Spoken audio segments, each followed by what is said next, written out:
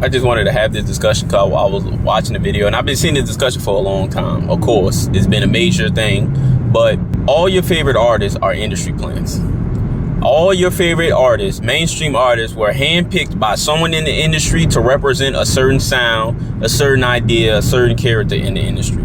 This whole, oh, is he an industry plant? Is he not an industry plant? I know we want to believe that industry plant is this person that comes up out of nowhere and is put in front of us and it's automatically super pop or whatever like that. That's a form of an industry plant, but any artist that is signed to a record label and is getting a push of a button is an industry plant.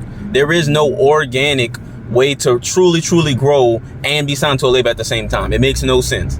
If you're signed to a label, you're an industry plant. You were picked by the industry and planted into the atmosphere of music to be consumed by the public. So I don't understand why there's so many debates about if someone's an industry plant or not. If they're signed to a record label, a major record label, they're an industry plant. They're in front of you for a reason. Whether you're like, oh no, well, he grinded hard and got to where he wanted to get to. Yeah, he grinded hard enough to get spotted by the industry, picked up by the industry, and planted in front of your face. Yeah, that, oh, you can become this big major artist if you just work hard enough or whatever. No, the industry still has to pick you. The industry still has to plant you into the ecosystem of mainstream music for you to succeed. You can't name a mainstream popular artist that was not handpicked by the industry and put and projected in front of you. Like, there is no example of that. So this idea of, oh, they're not an industry plant because they worked hard and they were independent for a long time. Yeah, but they didn't come successful until they signed a record deal. Like, there are big independent artists, but as far as on the mainstream level, they had to be picked by the industry at a certain point. They had to sign a record deal, give up their publishing, give up whatever for them to be able to get access to you. This whole rebellious punk rock wave that existed back in the day, a lot of people nowadays don't like the whole idea of it because they feel like, oh, it's industry plantage, oh, it isn't real, it isn't the real rebellious punk rock that existed back in the day. All those punk rock bands were signed to major labels and put on major media platforms. They were all industry plants.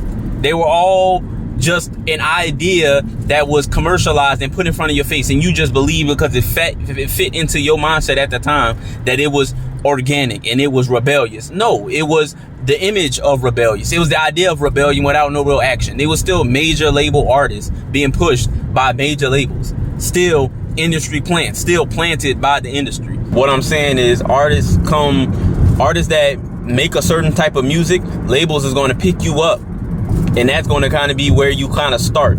But eventually you're going to grind. Once you get there, you kind of have to hold the balance. You kind of have to keep yourself relevant. But at the beginning, everybody's an industry plant. Everybody is handpicked by the industry to represent a certain sound, a certain culture, a certain idea, a certain narrative, certain whatever, and put in front of people, and you either sink or you swim. That's what it is. Everyone's an industry plant. You either succeed as an industry plant or you don't. But some people like to pick and choose when they want to accept someone as an industry, when they want to point out someone as an industry plant or not. They're all industry plants. Every single one of them.